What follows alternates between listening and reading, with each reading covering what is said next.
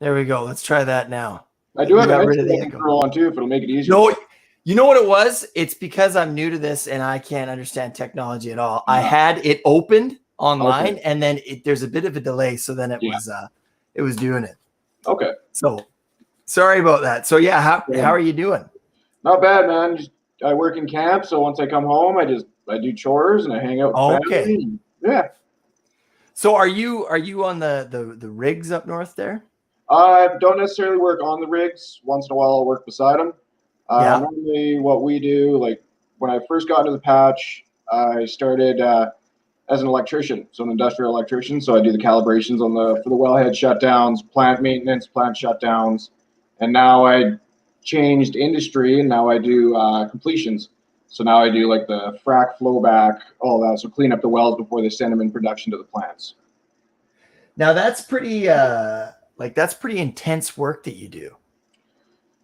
It can be, yep. You know, I've worked around a bit of H2S. You know, not necessarily good things that I've done, not safety regulation, not up to par for safety. But yeah, once in a while, you know, you can go to plants where it's severely sour, where if you get one whiff of gas, you're kaput, right? Normally, they're pretty on the ball about that kind of stuff. You know, you pack up, you got fresh air, you go into a zone and you're totally safe. You know, you got to get fit tested every year, always clean shaven, everything like that. Really? Yeah. So this growth that you have on your face, that's just day off growth. It's going to be gone tomorrow before I go back to work. Man, I wish I had that problem. I can barely grow facial hair. I look like like I'm 12 trying to start this thing or something. Man, as soon as I shave, I get ID'd everywhere when I got to go buy a pack of cigarettes or anything like that. So, that's awesome. Yeah. So how old are you? I am 27. 27. Yeah. Wow, that's a good age. You got life figured out, man. You got life. Oh man, I jump on the trampoline with a kid and I'm sore after. So it's catching up. Yeah. How old's you have a daughter, right? I have a daughter, yeah. She's turning 4 in May. So actually near the end of May, she's turning 4. Yeah. And then I actually have another kid on the way too, due September 8th. A little boy. Congrats. Thank you. Oh, you know it's a boy. Yeah, we found out. We couldn't wait. Wow. Congrats, man. You got the whole package. I mean, you got a boy and one boy, one girl. That doesn't happen often, but it's a blessing, that's for sure. Yeah. That's awesome. Do you have a name picked out for the boy? I believe we're gonna go with Lincoln. Lincoln. Yeah. Any significance to that? Not really. Just like the name. Very strong name that me and the wife think it's a very strong name. So middle name is going to be Otto. So Otto after my Hungarian grandfather there. Okay. And then the last name Raw that you have to spell to everybody. There you go. Yeah. Is that actually your last name? Yeah, 100%, man. Wow. Yeah. You are a legend, my friend. I mean, I thought that was a pseudonym, but no, man, just Raw, R-A-W, and I say how spell it. That is incredibly suiting. For whatever reason, I thought it was Savage. No, at first. Yeah, that's awesome. So, okay, the reason I wanted you to come on the show here is you have an incredible mullet. Amazing. Thank you. Yeah, beautiful. Like you should be a mullet model. I don't know if that's a thing. And and mullets are making a comeback. They are, yeah. So what now I actually want to talk about the history of mullets, but what made you, because obviously you weren't, maybe Lincoln will be born with a beautiful mane like that, but you weren't born with that head of hair. What made you? Oh, go ahead. Sorry. I was going to say, what made you do that? Me, I don't know. I'm not necessarily like, I'm a very polite person, but I can blow up pretty good. I don't mind swearing. I'm very, I don't know. If it isn't my way, I don't fucking like it kind of thing. Yeah. And the mullet, it's just kind of like, it stands out. Not that I really care about standing out. I don't care about the attention. I don't care about people looking at me.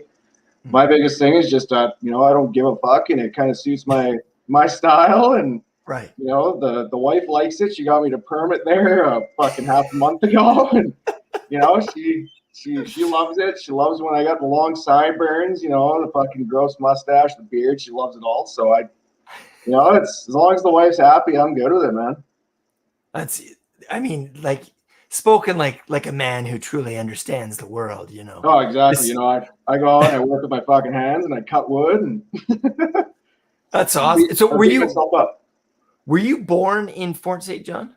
No, so I was actually born in Kamloops, and then my dad ended up moving us up here when I was about 3 years old because he used to do a lot in Kamloops for car audio, car electrical, everything like that. But it just wasn't paying enough to live in Kamloops, right? There's a reason why they call it the Broken Noggin.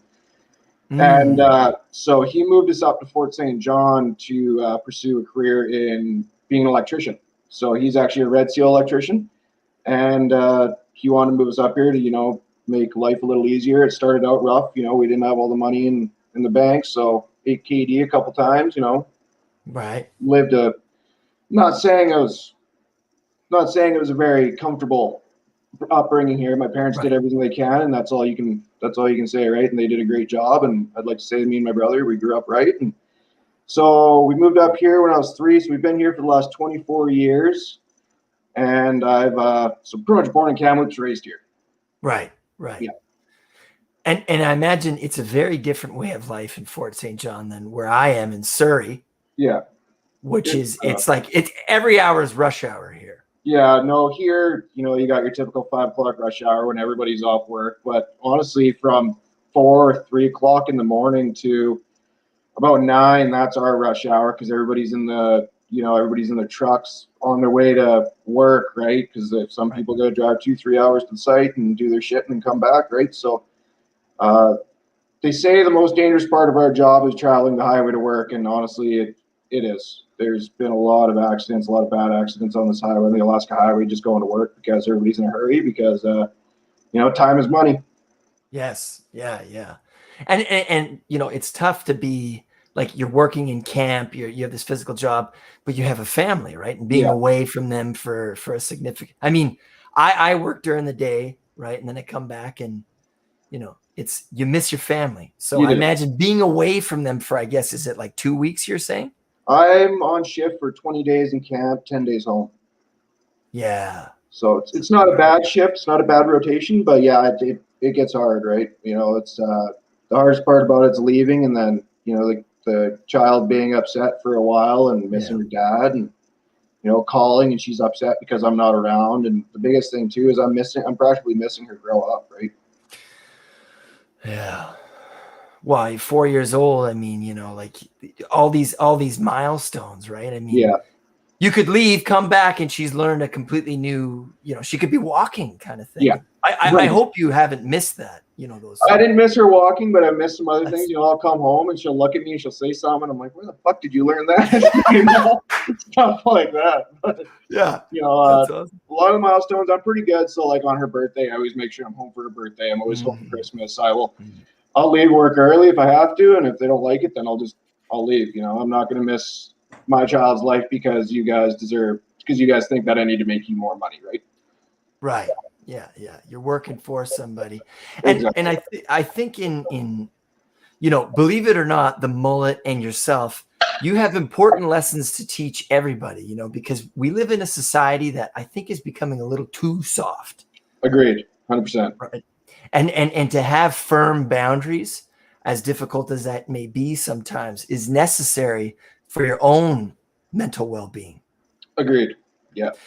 So now I know we kind of touched on this, but I want to talk about the power of the mullet and the history of it. So what made you got the mullet because you like that you're not a flashy person, but you just like the way it kind of looks, right? Yeah. But what does the mullet say? Say what you want. I don't give a shit. If I gave a shit, I wouldn't have a mullet. That is an excellent point. Yeah, like honestly, I walk into places and people will look at me and they'll snicker and shit. And I've gotten a haircut and people were in the background giggling, and I'd get up and they would give me the most disgusting look. Right. And I literally looked at her and I smiled and I said, "Fucking awesome, isn't it?" And I walked out. So, it's kind of like it's almost like a symbol of you don't really give a shit what anybody has to say about you. You know, I'm just out here doing me, and I would hope everybody else would do the same thing. You know, Right? Because we care too much. we do.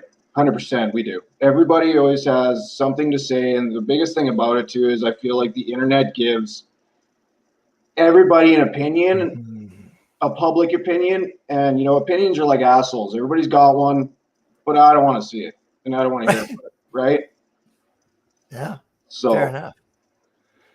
And we definitely do. We think that our opinion is holier than thou, which is, again, I've said this before. That's the reason why I started this show is, you know, I'm probably wrong about everything. And if you have that mindset, you're actually going to enjoy life a lot more. Like, you know, wait a minute. I don't have to pretend like I know what's happening here. I can admit that you're not following society's guidelines, you know? Right. Yeah. Why is society like that? Like, why does it want us to fall in line? Honestly, I think the answer is evident, but anyway. I think the biggest thing is the internet. You know, all these trends. Like you go back to the 80s and 90s, man, they had the craziest fucking hairstyles. Everybody kind of did best music. And the best music. They had the best rock. They had the best fucking techno. You know, everybody seemed to be in a good mood. And really, the world almost seemed to be, like, from today's standpoint, it almost seemed to be in a harder place. It was in a shittier time. You know, it wasn't as fun. But if you look at it now, everybody back then, like, there was no social media. You wanted to see your friends, you know, you call them up on a fucking wired phone, and half the generation now doesn't know anything about that. Right. You call them up and, hey, meet me at this lamppost at, you know, fucking 1 o'clock kind of thing, right? People didn't really have a place to show off themselves and to feel like they're nothing without other people saying something about it or giving them a like. You know, they're not living off of notifications or nothing like that. They just kind of did what they wanted. Well, I mean, we talk about in psychology conditioning, right? And it's like if you flick the switch, the light goes on. Yeah. And the internet or our cell phones are a lot like that. You hear that ding, and I'm sure that a part of our brain lights up, and we're getting that dopamine kick. Yeah. Because we could be completely consumed by those things. I mean, I'm just as guilty. Yeah. But for yourself, you've kind of embraced the power of the internet.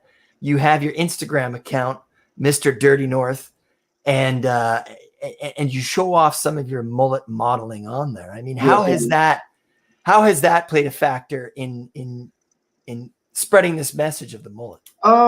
Honestly, that kind of stuff is more of just like a fun thing for me, because my friends, they honestly all just they're surprised when I don't do shit like that, you know? Yes. So I'm not even really looking for like big following, nothing like that. It's more of just me being myself and having fun and be like, hey, look at this fucking idiot. You know? Yeah.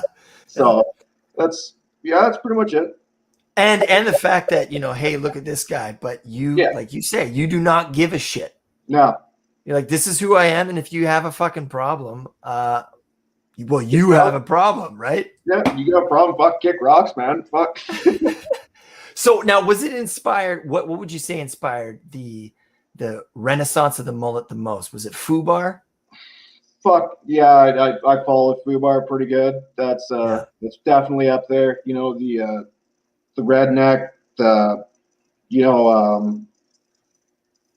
just really like kind of like I guess it'd be more like a somewhat mixed in with like punk rock shit like that. You know, just the whole style of, you know, this is me and take it as it is, or, you know, fucking mind your own business kind of thing.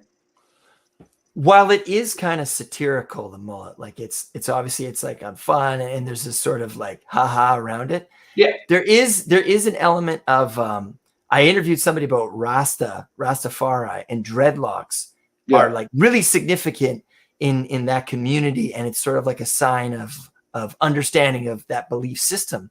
Yeah. And I kind of almost wonder if the mullet, obviously not the same, but is comparable to that sort of Zen, like, I don't give a fuck. I'm going to drink Pabst. You know, this is it, and I'm fine with it. That's kind of what I equate the mullet to. Yeah, being okay with being white trash.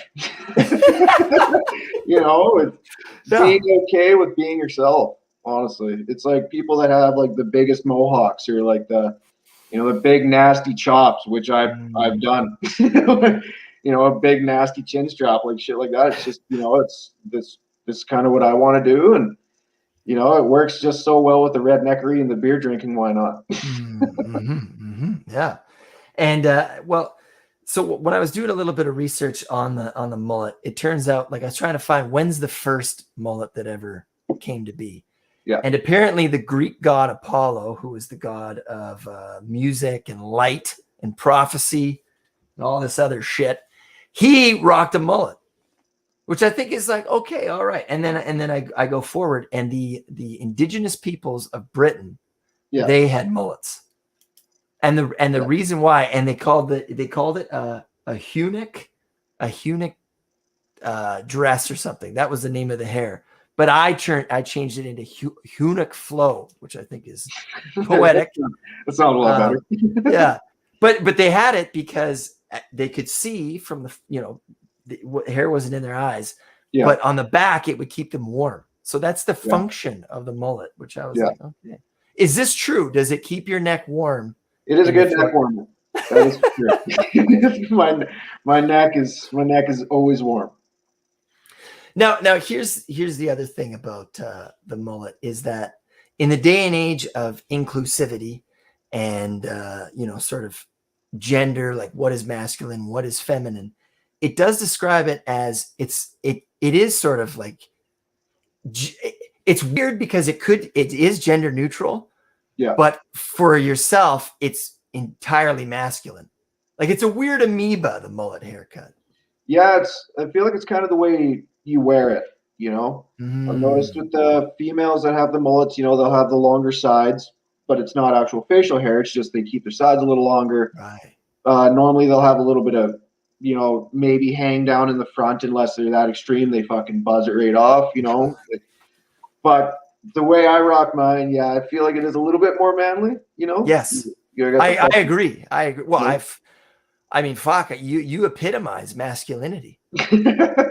I'm not even fucking around, because think about it. You to not care is a purest sense of freedom. Yeah, it is. Honestly, it's a lot of the people I hang out with are the exact same way. Like I have flashy friends. I got friends that they're mechanics. They walk around in fucking overalls all day that they cut the sleeves off of because their fucking coveralls are so goddamn dirty, but they're hot, so they just cut the fucking sleeves off of the night. And then I also got a couple other friends that are pretty redneckery. They go hunting. They fucking go mud bogging and everything like that. And I kind of have a friend in every little social circle, and it kind of works out because it's that's usually you are who you put yourself around, right? So if you're one to not give a shit, normally you're going to start hanging around to the people that don't give a shit. I think you're drawn to them. Yeah. Yeah.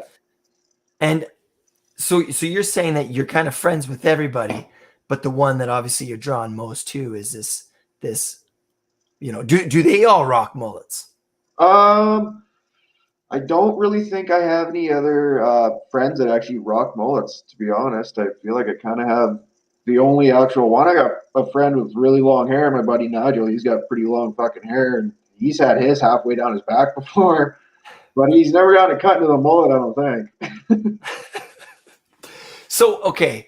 Now I am looking at it too, and I was reading up on somebody. They said Magda Riziko, who apparently is get this, she writes about mullets for like a fashion magazine. And she said that the mullet is perfect for Zoom calls because it's obviously business at the front. You're ready for your Zoom call. Exactly. But then at the back, you can it's like, you're good to go. 100%, man. Like, look at this. I have everything. Fucking yeah. The ponytail. Exactly. Apparently, Neil Peart is the first person in the rock and roll community to have rocked the mullet. Fuck yeah. And the rat tail. There you go. Fuck yeah. Yeah. So he was a revolutionary. Here's another fun fact about the mullet is that literally mullets are illegal in Iran. They're Really? banned. Mullets. Are they just mullets or is it long hair? Well, actually, no, I guess, yeah, they're allowed long hair. No Yeah. shit. Yeah. Mullets are illegal. So mullets are revolutionary. They don't know how to party. Here's the reason why is they view in Iran, the government views it as a decadent Western cut. Really? Yeah, get that. Decadent Western cut. So, like, it's a perfect Western cut? Yeah. It's the dessert of haircuts? Yeah, or the zenith, right? Yeah. But it's kind of like remember Ed Hardy. This is probably how they view it. Yeah. Remember Ed Hardy pants, and it was like, oh fuck, really? Yeah. That's how the mullet is seen. You know, Yeah. it's seen as so blatantly free.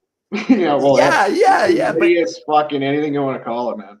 Yeah. But that's awesome. So, and this kind of segues into that. Like some cultures view it as, you know, decadent, over the top, this and that.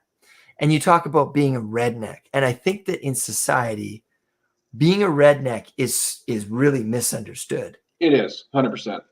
So tell us a little bit about what a redneck is. Because I got my neck burned today. I mean, I'm literally a redneck right now.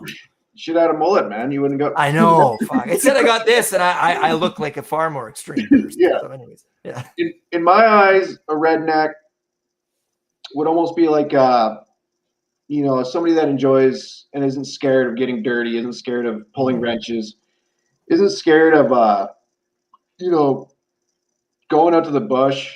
You know, you're not scared of getting bit by an animal. You're not worried about society's agenda.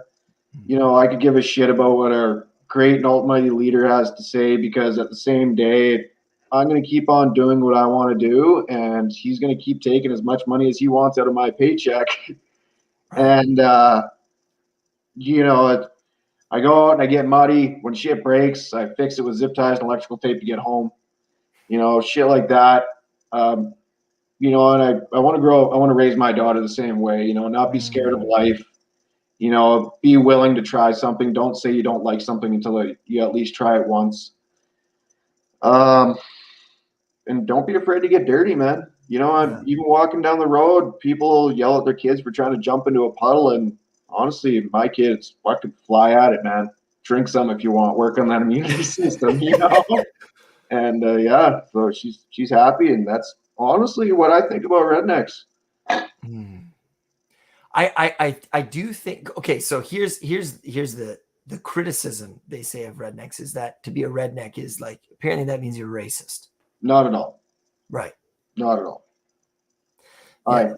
No, that is the farthest thing. I have friends that are black. I have indigenous friends. I have friends of all cultures, and you know what? They all look at me like I'm a stand-up guy, I believe, and you know they look at me like I could never do harm to them. You know what I mean? And you know, I've never said a racial slur to any one of them. I'm very down to earth. You know, I believe that racism is a thing, and it's there for sure. But you know, no, I don't think that redneck. Of course, you're gonna have bad apples, but you can't sit there. You can't poison the whole barrel of apples because of a couple bad ones, right? Of course. Yeah. Oh, and that's like anything, right? I think in any culture, because redneck is a culture, it's people try to understand it through hasty generalizations. Yeah. You know, you're always gonna, like you say, have bad apples in any group. To say that they're all good apples is a form of prejudice. That's full of fucking shit. You know, that's a total fucking blatant lie. Yeah. Well, the other thing about being a redneck too is that there is truly almost these Buddhist elements. I mean, we look at how some people live, and they're stressed out all the time. They're worried about impressing their friends. They're worried about, you know, buying a crazy vacation. Whereas my understanding of a redneck, and I would say I classify as one because I hunt, I fish, you know, I got it. I'll send you a picture of the whitetail I got this season. Fuck yeah. Anyways, yeah. Well, I sure shit ain't a vegan. I'll say that. But you know, fuck them. Yes, yeah, I agree, man. Yeah. Plants have feelings too. Don't give me that shit. Yeah. But there's freedom there. And I think that where I live, I see a lot of constraints. Whereas for yourself, it's like you could go hunting, you could go fishing, right? Yeah, that's like a zen place. Yeah, it's open season. You know, we got a lot of beautiful area. You know, we get the Peace River right there. That's a fucking 10-minute drive from my home. You know, I could go down there, hike down to a little fucking spot and start fishing, you know, stuff like that. Like it's definitely a little different than the city folk claim to believe. And the biggest thing about Fort St. John too is right now we actually have the Sightsee Dam being built. And a lot of people, it's kind of a catch-22. A lot of people are against the Sightsee Dam. Right. Which, you know, I understand, you know, they believe that it's ruining this ecosystem and everything like that. They're diverting river, I believe, so that the ecosystem can keep on going. And then at the same time, too, the same people that are complaining about that and complaining about the oil and gas system and, you know, all of that are the same ones that want to go all electric. Okay, that's fine. I agree. Totally agree. We need to find another way to continue on in the world. The only problem with that, mostly everything in your home is built on oil-based products. Yes. Wind turbines have oil in them because there's friction, so you need lubrication. Dams need to be built to make the electrical or the electricity to, you know, subsidize all of the electrical vehicles that you guys want to push. And at the same time, our power grids actually couldn't handle everybody having an electrical vehicle. And when we do get the power grid that will help that, there's not enough power going through the power lines right now that are going to be able to help with the power grid, right? You have to upgrade every home's power supply just to help with charging your electrical vehicle. It's the average home power supply is not going to charge an electric vehicle. It just wouldn't do it. So you need these dams, you need these wind turbines just to create enough electricity. And then in the long run, you still need to upgrade every single electrical grid just to be able to, you know, be able to do that. Exactly. I feel like you're almost providing stock insight here into, you know, the future of economics, because you're right. We all think that it's going to happen like that. Yeah. The clothing you wear has oil in it, petroleum. 100%. The laptop or phone everybody's watching on right now, it's made out of oil. Wow. So the oil industry will go on forever. I would say oil will be a base in everything we do for probably the rest of humanitarian time. I would think, yes. Yeah. It's going to have something to do with the rest of at least our generation, 100%. Well, I even think about, and you're mentioning electric cars and Tesla and Elon Musk. He's very much into, you know, spacecraft and all that stuff. And for those, do you think those jets are going to shoot themselves out of the stratosphere on electricity? You know what? Fuck. That would be extreme. Elon Musk is a fucking genius. But at the same time, like, for the weight to power ratio that you're going to get out of an electrical motor compared with batteries, like batteries are crazy heavy, you know, lithium mines aren't crazy clean, and everyone's, you know, pushing for lithium batteries. And right now, that's the best kind of battery that's on the available market is lithium, and lithium mines are dirty as fuck. Oh yeah, you know? Yeah. Even like with the recycling of the batteries, it's not clean, it's dirty. So honestly, I don't think that you're going to get a very good battery powered rocket. I don't think so. Yeah. Long and short of it. I love how you're able to tie in that green energy is not necessarily clean energy. The harvesting of these lithium batteries is horrible. It is. And it's, you know, I don't want to take a fucking total 90-degree turn here, but it's the same thing with fucking vegans and their goddamn vegetables. Yeah. You know, it takes diesel to produce these vegetables, because what are you going to pull them out of the ground with? You know, you're growing that much vegetables, you're going to have a diesel powered tractor. You know, you're flattening trees and you're getting rid of an ecosystem to plant your shit, right? So you're still using oil-based products. You're still getting rid of wildlife. Like, what about the fucking squirrel that lived in that tree, Karen? You know, he lost his fucking home. You know, just so you can plant your fucking lettuce. Yeah.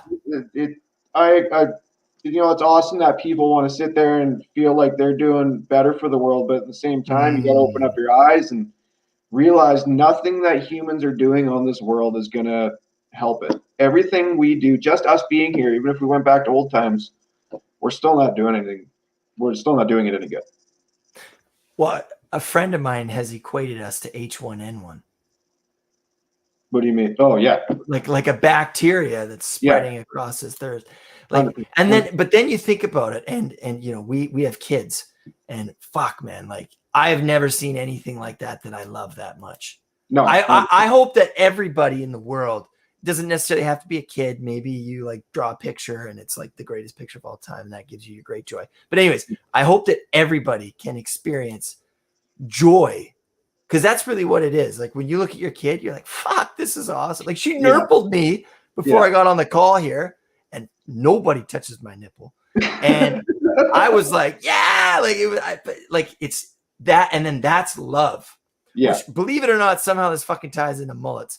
But mullets, kind of like dreadlocks and Rastafari, their real premise is just about spread joy around the world. And what the fuck else does a mullet do but spread joy? Oh, no, that's honestly it. Even if you hate it, you fucking love it. Because exactly. You hate to love it. Exactly. You hate to love it because I walk by and you get a giggle out of it, you know? Yeah. Like, God damn, that is one greasy motherfucker. I'm like, fucking rock on, man. I can't believe I used to love this beer. Like, it's like a fucking malt liquor. Dude, it's like I might as well be drinking Colt 45. But you know what, man? When I was 21, I don't know. I don't know about you in your 20s, but like this was my beer, and I threw up a frat party for my 21st birthday, and I got 3 kegs, and they're like, "What do you want?" I'm like, "Is there any way?" I say to the guy, "Is there any way that you can do 2 kegs of Wildcat?" And the guy's like, "Are you fucking crazy? Like, do you know what that's gonna do to people? Like 3 kegs?" No, 2. I got 2, and then the other one was like a honey lager, and it was fucking disgusting because it was that Ubrew stuff. Anyways, so I don't know which one's which, because they don't like it's like you know, rental street liquor. Yeah, the rental cans, and it's like made in some guy's basement. Yeah. So tap the keg, beer everywhere. People start showing up. You know, it was like $1,200 and a $600 damage deposit fee to rent this place, and I had a DJ, all this crazy shit. You would have had a great time, trust me. Anyways, I tapped the keg, and I drink this one because we had 2 going at a time. I'm like, I don't know what the fuck one is which. Turns out I tapped both the Wildcat ones at the same time. People were rinsed. Just fucking rinsed. Needless to say, I didn't get my damage deposit back. Like, I called the lady the next day, and I'm like, yeah, so how was it? She's like, did you see the washroom? They fucking put 5 fists. Like, I didn't get it back. The toilet, they fucked the toilet up. They pulled out. They do AA meetings there, which I'm like, ugh. And they had it upside down, and oh man, it was And when I went back to get my shit, there was like a dog class going on, and there's beer everywhere. Just fucking stunk like puking hard. Oh, it was bad. It was bad. So I still do an eviction party. Oh man, it was great. It was great. It was one of the best parties I've ever thrown. Yeah. So now where you live, are you like, do you host the parties, or are you still a Wildcat, or what? You know, ever since I became a dad, I've kind of slowed down on the partying. Once in a while, I'll get out there and I'll let a little loose. You know, the old lady will get sick of me and she'll say, "Go fucking do something."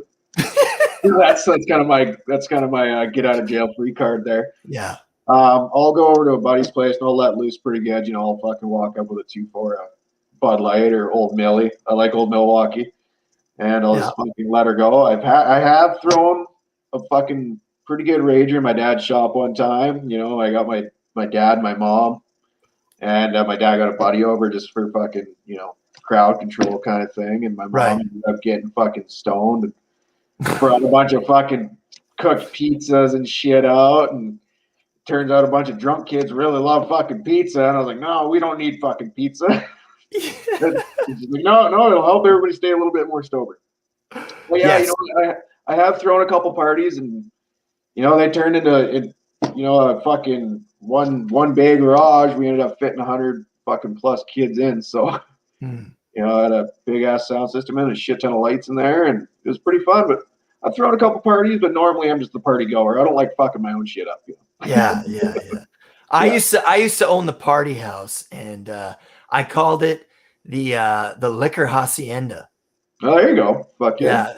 Yeah. People like I would not even be. This is the extent of it, Shane. I would not even be partying that night because for once in my life I'd give my liver a break during that period. And fucking people just show up at my house. They're like, "Is Rob here?" And they're like, "I'm like, yeah, man, I'm trying to watch Monsters Inc. Like, what the fuck do you want?" They're like, "Oh man, and we got nowhere else to drink, man." Yeah. Well, there was always like Lone Soldier beers in my house. I think at one time I had like every shit beer. I had Bush, Bud Light, Old Milwaukee, the Dirty Lady, and like I had all the shit beer in my house. I'm like, I don't want any of this right now, but I'll have all of it. Yeah, exactly. It's great, so I'll fucking take it. Exactly. That's so that's the best and worst part from cleaning up from a party is the free liquor, but you got to clean up for every other fucking asshole. Now if I don't know if you're allowed to talk about this on record, but what I've gotten into is more of like the green liquor, marijuana. Yeah. I used to be quite the fucking pothead for sure.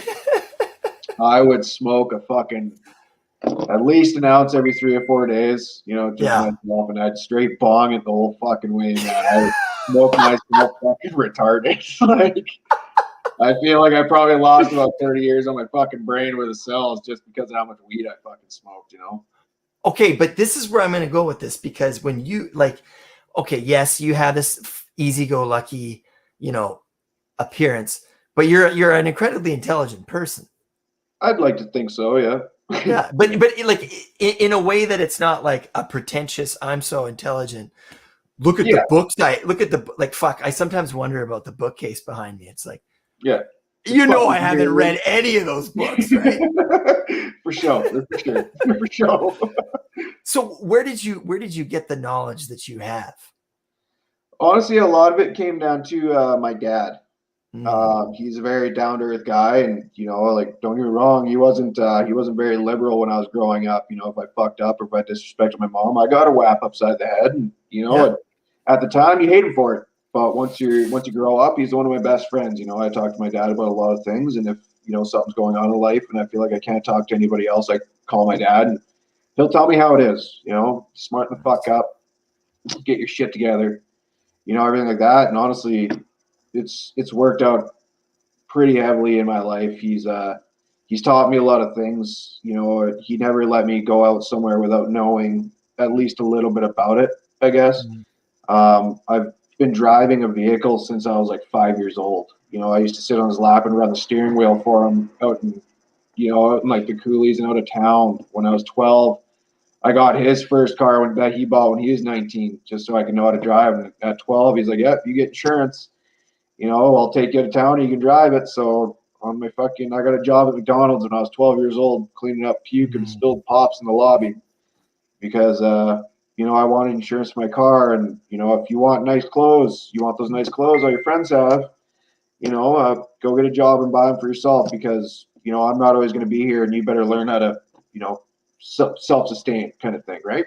Right. So when you're a kid, it seems a little rough and it kind of feels like, you're getting bullied. But at the same time, you're setting yourself up for fucking disaster, right? Like when failure and shit does hit, you're not going to sit there and freak out about it. You're going to be very calm and collected and understand it's only a momentary thing. And when I wouldn't understand stuff, especially with like education wise and stuff like that, I would ask my dad, and he'd try and explain it in a different way. And I've always just looked at stuff in a different way and a lot more out of the box, down to earth kind of way. I understand there's an argument for every argument, but at the same time, I understand that you want to do this, but this is my take on it, Right. Yeah. So have you ever read the book Shop Class for the Soul? I have not. No.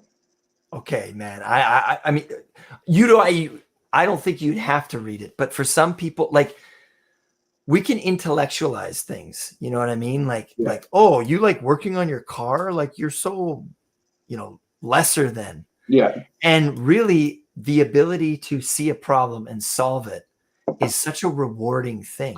It is 100%. I could totally agree with that. Yeah. So what are like you've touched on some of the many virtues of the mullet and the redneck, which so Rastafari, right? Kind of here's my connection again. That and the hairstyle of that is the dreadlock. Yeah. Redneck, the hairstyle of that is the mullet. Yes. 100%. Wow. Sorry, I just drew a connection there. I was like, oh shit. Yeah. Right. I feel like the mullet is the redneckery, you know, because rednecks are some of the most humble people you ever meet. You know, if you're hungry, they'll fucking feed you. They'll take the shirt off their own fucking back if you're cold and starving, right? Like it's people like to judge them and like to put them down a lot, but at the same time, you know, I like helping people. You know, on the Christmas day, I went to, just as for an example, once in a while, I like to do a do good thing. You know, like I'll see a homeless person, and one time it was Christmas morning, and it was like, I don't think it was too cold. I think it was only about -20 or so, so it wasn't crazy cold. It was snowing like a motherfucker, and you know I'm driving to Tim Hortons to get coffee for the family because it's Christmas morning, and I see a homeless guy just walking up the road, and so I didn't see him till after I got everything right, so I had to turn back and go back. But when I did see him, you know, I pulled over and you know here's a fresh coffee, here's a fucking hot breakfast, you know, Merry Christmas, like. Hope you find somewhere warm to stay, you know, everything like that, right? So the whole thing about rednecks being racists and rude and, you know, anti-everything, the only reason that it comes along that way is because, you know, we don't like getting told what to do and we like doing things our own way. And, you know, I'm not saying that there's only, there's multiple ways to skin a cat, let's just say. Right. You know, I don't necessarily like getting told what to do either. But at the same time, you know, I'll sit there and I'll fucking bend over backwards to help you and make sure that you're healthy and happy as well. You know, it's the same with a family man. You would understand. You know, we abuse our bodies. We go to work, and you know, we deal with a lot of stress on our shoulders to make sure our families are healthy and fed and warm, right? So it's the same thing with the redneck scenario. 9 out of 10 times you're on a back road and you fucking pass a redneck and you're in trouble. They'll stop and help you and make sure you're good before they're good, right? Well, would you say the redneck kind of way of life, at least in British Columbia or Canada or whatever, would you say that that's increasing as a culture or is it decreasing? Honestly, that's hard to say because you know, I don't get across Canada much. I go to Alberta quite often because I got some family that lives there. And I definitely know within the oil and gas areas of Canada, like the northern BC and you know, the Alberta, like around Edmonton, Grand Prairie area, everything like that. I feel like it's definitely, you know, it's definitely strong and thriving because the patch is honestly a different breed of place anyways because you got to have thick fucking skin and you got to be able to get yelled at without fucking sitting there and breaking down and crying, right? Yeah. But, for real though. 100%, man. Like I've seen people walk off the fucking site because they got yelled at. And honestly, the worst part about it is everybody there laughs after you walk off. Nobody fucking cares, right? But yeah, I think it is. I think it's kind of there and it's kind of not. I think a lot of the problem is that the mullet and everything like that, it's becoming a fashion statement. Right. You know, and the redneck culture is becoming more of a fashion statement. So you got like you got a city kid that's starting to embrace that because he thinks that's the next fucking trend, and he's sitting there driving his mom's fucking Toyota Corolla. It's a hybrid, you know. Like I'm not saying you know drive a fucking gas guzzler, you drive what you can afford, 100%. But you know he's driving around with his mom's fucking car, trying to act like he's a redneck and he lives on concrete jungle. You know what I mean? Yeah, he's never worked a day in his life. Mm-mm. Yeah. So, No. man, such another great connection is that you can have this sort of appropriation of, you know, Bob Marley, right? People who love Bob Marley. And it's like, okay, name like 2 fucking songs. And they're like, Yeah. And they're gonna name The one about It's Always Sunny. Oh, you mean Three Birds? Like you don't know what the fuck you're talking about. They're gonna name the same 3 fucking songs every time. Exactly. So you're saying the same thing about redneck and mullet culture, is that people can appropriate the virtues and the values of it. Yeah. You know, not embody those traits, but just kind of use it because it's a fad. Yeah, exactly. They're just going to use it to their own benefit and once again gain followers and gain social media attention, because now they're looking at themselves as different, right? I'm not going to follow the same rule of thumb as you guys, but at the same time, it's like, dude, you're clearly fucking, you get pampered. Yes, you're sensitive. You won't have fucking grease under your fingernails within the next 20 minutes and guarantee fucking teeth, that kind of way. And to your point, I mean, this really is a problem. And I'm not trying to bait you here, by the way. Yeah. But I do think that as a society, we are becoming way too sensitive. Let me give you an example so I don't set you up. But the other day I work in the school system, and I had to get whiteout, like whiteout, the sticky one. Yeah, I'm like, it's like tape. It's tape. It's white tape. Yeah. And anyways, I'm like, hey, can I get some whiteout? They're like, oh yeah, it's in the back. And I'm looking at everything's labeled, right? And in this one thing, it's labeled correction fluid. What the fuck is that? It's not even fluid. It's not even fluid. It's tape. It's like the roller ones. Man. And I think to myself, how much time and money was invested in a fucking little board where people were coming up with, hey, listen, whiteout is way too offensive. Yeah. It suggests, something genocidal or something. We need to get rid of it. What the fuck, right? Like who came up with that? Because it's not, like I said, it's not even fluid. Where are we going with this? It's fucking stupid, man. The whole oh fuck. I got a lot to say about that one.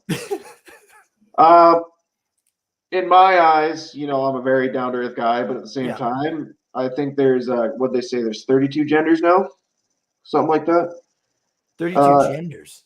Yeah, apparently there's 32 genders now. I think that there's I know there's a myriad of sexualities, right? Like LGBTQ, and here, just so I'm not further baiting you, LGBTQ, I do get that. Like I understand that.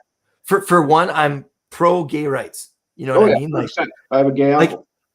There you go. Like I've said before, if Jesus came here today, he would punch the person in the face who had a sign that said God hates gays. Yeah. He wouldn't punch them in the face.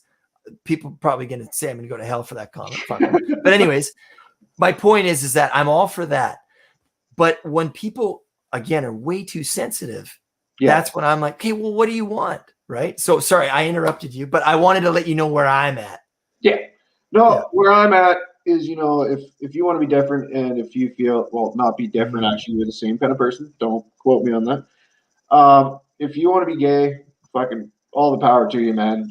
I don't give a shit whether you like dick or you like pussy. It is what it is. If that's what you're into, man, that's what you're into. Yeah, it doesn't matter what side of the street you swing on, dude. You fucking do you.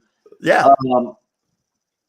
But like the whole, I'm offended by everything that is inappropriately labeled, which is not actually inappropriately labeled, just because it has a fucking color in it, or because you have in electrical, you'll have a male side and a female side to wiring sometimes, shit like that.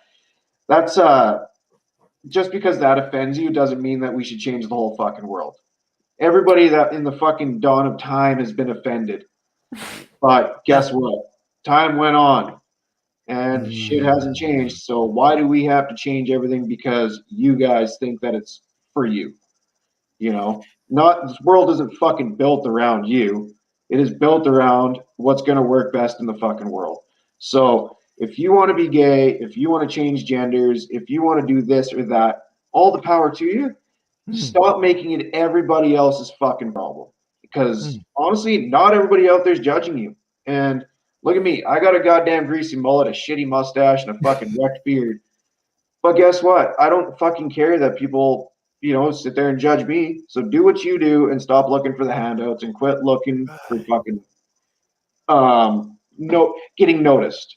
I'm not saying everybody does that. I'm just saying the people that are very, very like, look at me. I'm trying to make a difference. They're doing it for the social following. Why do people do that? Why are they doing it for the wrong reasons? Like, what's your speculation? Attention. Honestly, I think it's attention. But why do they want the attention? Do you know what I mean? Because they're missing something in their life, and that's the only thing that they feel is going to fill the void. Maybe. I agree. Yeah. If I was, sorry, go ahead. No. After you. Honestly, I'm not a therapist, so I couldn't. Of course, yeah. Into it. But honestly, I think it's a lot about the attention. They're looking for the attention, maybe verification on how they should feel, and the more people that back them up, the more that they feel like they're doing the right thing. They're supporting the cause. Right. Everybody, I agree. To your point, is we all want a purpose, but when we put our purpose in other people, shit, man, that's not stable. Yeah. No. Whereas for yourself, you found your purpose in your work ethic, in being a dad, in being a friend, and being a good son, in seeing a problem and solving it. You've put your purpose in that. And I'd say that's a hell of a lot more consistent. Oh, 100%. I'd like to think so too. Once you start living your life for yourself and you stop giving a shit what everybody else has to fucking say about you, and you stay away from the news, stay away from the social media, go out to the bush and spend a couple days out there without your fucking cell phone, you'll realize, not everything in this world is for you. And there's a whole fucking world out there that a lot of people never experience because they just don't want to go to the bush, or they want to stay in their house hidden, or if you've never been fucking mud bogging in an old truck, just go out and buy a $500 truck and hit a fucking mud hole wide open, man. It'll change your life, right? And even when it breaks, fucking sell it because some other guy will buy it. That's awesome, man. Yeah. Last question for you. I mean, we could keep going, but I know you're a dad, so what's your thought? What's your take on Larry the Enticer? Actually, you know what? I have two questions. Sorry. What's your take on Larry the Enticer? Pit vipers. I've had 4 sets of pit vipers. I currently have 2. My dog chewed up one, and the other one's went missing, I think. So I have 2 sets of pit vipers. Honestly, they work. I like different, and they are fucking different, man. Even with like the heat wave visuals and all that shit, and I'm actually, I follow a lot of those fucking big ass obnoxious sunglasses that just work. And honestly, I like Pit Viper. Even after their latest stupid Instagram fucking bullshit, I didn't break mine. I'll tell you that. What happened? On Easter there, they ended up making I think one of their employees was stupid drunk or something like that, and had access to the Instagram and started going on for fucking the Easter Bunny or something, and hopes the Easter Bunny fucks you or something. I don't know. Shortly after that, I actually bought another set of Pit Vipers. So. Oh fuck, that's awesome. Yeah. Yeah, it's funny because did they issue an apology statement, or were they like, fuck it? They actually fired the fucking guy, and I think they did because the whole cancel culture bullshit. People are like fucking hashtag smash your pits or something like that. And everybody's like crushing their fucking Pit Vipers over this shit. Whatever, man. You already paid for the fucking things. Yeah, it's like burning a jersey, Exactly. Fuck Allen Iverson, he switched teams. Yeah. That's how much I know about sports. I don't even think he switched teams. Anyways, if people burn it's like, he got the money for that already, right? Exactly. You already paid for it, man. They can give a fuck what you do with it now. It is funny because with the cancel culture thing is, like I said, some of it, why are we killing ourselves on the, being so black and white on things? Do you know what I mean? It's why can't we just take this case by case? For example, whiteout. Yeah. That's absurd. Aunt Jemima fucking syrup, man. That one I can't understand. That one I can't understand. No. Yeah. Oh yeah. I that one I do understand. Okay. because of the history, right? Like, okay, I never really looked into. But that's just it. Yeah. And hear me out. Hear me out. There are some people that are like, I don't get that. But that's actually because they don't have the education. Do you know what I mean? Like they don't know why. Versus whiteout. Please explain that to me. Do you know what I mean? Like there's certain ones that it's like, please explain that to me. And if you can give me a good answer versus people who cancel them. Like my point is educate the person. Exactly. But when you cancel them, you actually make people more pissed off. Yeah, 100%. So instead of starting an argument, or an argument doesn't necessarily mean a bad fucking thing. It just means you're gonna 100% pull out points on each side until you come to a conclusion, right? So the whole argument about a fucking syrup or a whiteout or whatever of getting canceled, the other person might not be as educated as you, so you don't have to sit there and fucking grill them on it. Explain to them on your side, and hopefully both sides are a little more understanding, right? You see a little bit more on each side. Shane, you know what? You earlier you said something like, "Oh, I'm not a therapist," but so much of what you've said has been incredibly illuminating, right? Because I actually work as a counselor. Oh, really? Okay. So technically, I am a therapist, which is why I love the show, because what you just described is getting mad. We need to separate ourselves from our emotions. 100%. 100%. Like as a society, like I understand that hurts your feelings. Yeah. I can understand that. However, I don't agree with how you're responding. Exactly. Just because some kid took your toy doesn't mean you can sit there and have a fucking meltdown for the next 2 days about it. Get over it. Try and get it back. Come to a conclusion.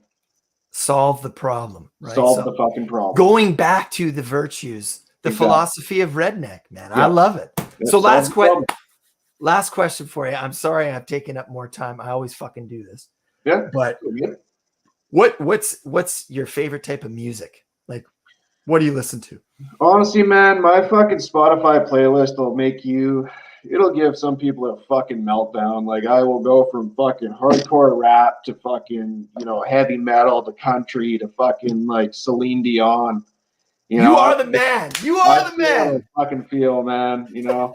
I listen to fucking dubstep. I listen to fucking screamo. I listen to Metallica. Fucking everything, man. I am all over the goddamn map. You know what? The more you describe it, the more I think I realize that this is what I am. Yeah. I'm part of the redneck, world, I guess. You got to work on that Mississippi mud flap. Get your neck warmer going. Mississippi mud flap. Yeah. I love it, man. Kentucky. Well, I know that one. In fact, I saw a video. There's this guy. He's got the stash and everything. Kentucky Waterfall, and he's sipping like like a nice Shiraz. You could tell this guy's at a nice restaurant, and he's just like, and it's flowing in the back, and I'm like, that guy gets it, because I've been to some pretentious places in my life, and it's like my wife and I, we went to the Sparkling Hills, right? Yeah. Think about the name. It's just is that by Vernon? Yeah, man. Yeah. And my lady actually used to work there. Really? Yeah. Okay. So, all right. So maybe she can comment on this. But the people there, they were very, like, their vibrancy, their vibrations were closed off. Yeah. Whereas, I don't know if you've ever been to Harrison Hot Springs, but salt of the earth people, like, they're drinking bud. They're having a good time. It's nice, but they're having way more fun than the people at Sparkling Hills. It was like, do you guys enjoy your life? Like, I get it. You came up here in a Maserati, but you look fucking miserable. Yeah, you look fucking pissed. Take a fucking shot and take your shirt off, man. Fuck. Yes, man. Yeah. You know who I kind of think falls into this category that you're describing? I mean, everybody has a celebrity. Yeah. But either Matthew McConaughey or Kenny Chesney, I would say, embody. Matthew McConaughey in fucking Dazed and Confused is my goddamn idol, man. Fucking man. Awesome. Yeah. He was the shit. What about Kenny Chesney? Kenny Chesney's good. I like Kenny Chesney as well. Yeah. He's a fucking wicked singer. He's got a lot of great songs. He's the fucking man. And you know what? He walks around with that stigma, or with that attitude, like, I'm the fucking man. And honestly, everybody should. Everybody should walk around with that attitude thinking you're the fucking man. But don't push it on other people. Don't try and act like a fucking asshole because you think you're the man. You know? I love it. So Yeah. last message for listeners here. And by the way, if anybody has questions, last question is what is your motto, your message to people listening? My motto, my message is you know, be yourself, you know, and stop getting offended and stop looking for everybody else's opinion on what you fucking do. Just do yourself. And when you're, you know, live life to your standard. Just because it's not up to somebody else's standard, just because you're with or beside some rich guy that drives a Maserati, doesn't mean he lives a happy life, right? It's normally the people that have less that live the happier lives. And once you become more comfortable with that, and once you become more comfortable with yourself, you'll be really happy in life, and you know you'll think you'll have everything in the world. You know, you brought to mind the idea down here in the busy city, you know, of keeping up with the Joneses. Yeah. And it's like, why keep up with them? Why don't you just invite them in your fucking house and have a party? Exactly. Right? You know, show them how they fucking do it, you know? I love it, brother. Shane, thank you so much for your time and your insight. And I don't even know how I found you, but you made a comment. I think it was Whiskey Wizards, honestly. I think. Yeah, that's probably it. Yeah, which is a really cool resource for people to, because I think what's missing, like you've discussed here, is community. It is 100%. So, and especially with, you know, the males and the whole stigma about males can't talk.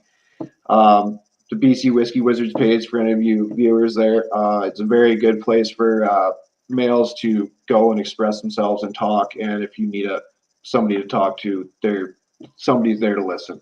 And most of the guys there, or some of the guys there, will have a relatable experience that they'll be able to, you know, shoot the shit with. I love it, brother. Well, friend for life, man. And man. I doubt you'll be coming here for a beer, but I could be coming there. Fucking perfect, man. Whenever you come up, let me know. I'll grab a fucking 2-4. All right, brother. I call those a suitcase of beer. Yeah? Oh, yeah. Yeah. Or briefcase. Or flat. Same shit. Awesome, brother. Thank you so much. And take care. Fuck yeah, man. Thanks again, eh? Thank you.